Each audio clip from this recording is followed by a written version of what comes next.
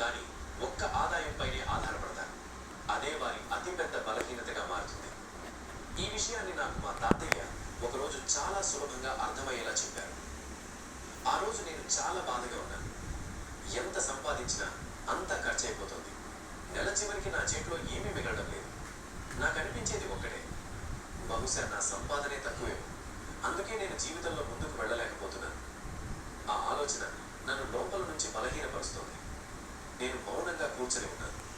అప్పుడే మా తాతయ్య నన్ను చూసి అడిగాడు, ఏమైంది నాన్న, ఎందుకంత ఆలోచనలో ఉన్నావు?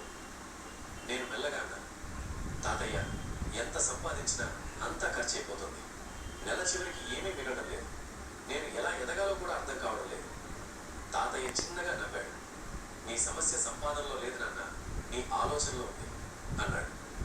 నేను ఆశపై ఆధారపడతాను, ఆ తర్వాత డబ్బు సరిపోవడం లేదని బాధపడుతుంటాను అని చెప్పి నన్ను ఒక ప్రశ్న అడిగాడు.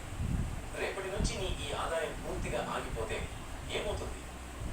ఆ ప్రశ్న విన్న వెంటనే నేను నిశ్శబ్దంగా అయిపోయాను. ఎందుకంటే దానికి నా దగ్గర సమాధానం లేదు. అప్పుడే నాకు ఒక విషయం అర్థమైంది.